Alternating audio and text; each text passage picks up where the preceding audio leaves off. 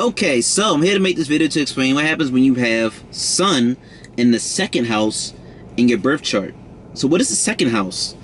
The second house represents your own personal wealth and finances. The second house represents the family that you came from. And the second house also represents your throat, your speech. The second house is originally ruled by Venus and Taurus. So what is the Sun? The Sun represents our father. The Sun is known as our Atma Karga, which represents soul, which means our soul. It's a significator of our soul. It can also be looked at as an important piece in our chart that represents our ego and personality. The Sun is known and considered to be a mildly malefic planetary body because the Sun, with its heat, it nourishes us and gives us vitamins and wakes us up and energizes us. But the heat can also, dry us out. It can make us dehydrated. It can burn us. So what the Sun does, it illuminates the qualities and traits of the house that it sits in. And also at the same time, it sort of burns and damages some of the significations of the things that the house represents.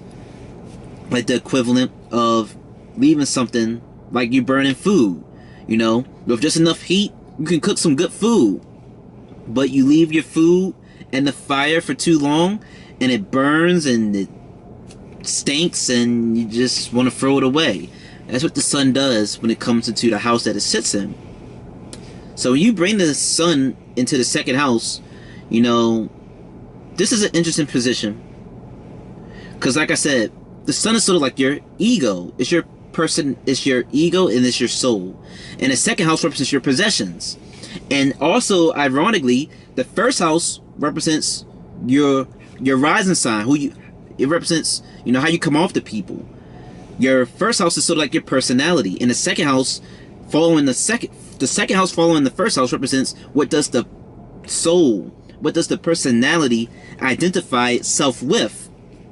So when you have the Sun here sit in the second house, we see that someone can strongly identify their ego, who they are, their identity with their possessions, So these people, they might try to really, establish, and they might give huge significance and importance and value to their material wealth, to their money, and to their items like their car and their phone and their clothing.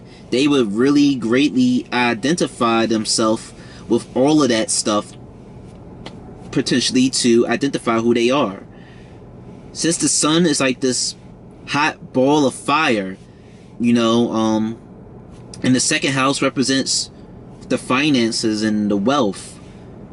A person here, they can really burn and damage their money by spending it excessively to maybe maintain and upkeep this image of how they might believe they should appear and come off to other people.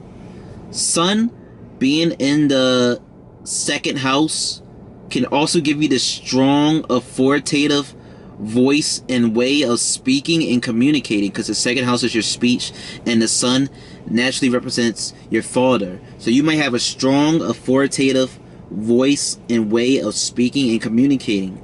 And because the Sun also represents your father might be a source of, ruining your finances and your wealth. Your father might play some type of role in hurting and damaging your own finances.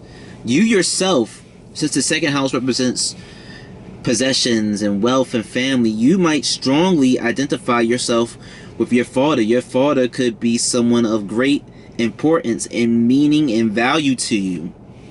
And since the second house represents the type of family that you came from, you could come from a family who might be very, strong and authoritative and maybe egotistical potentially, because that's sort of what the Sun represents.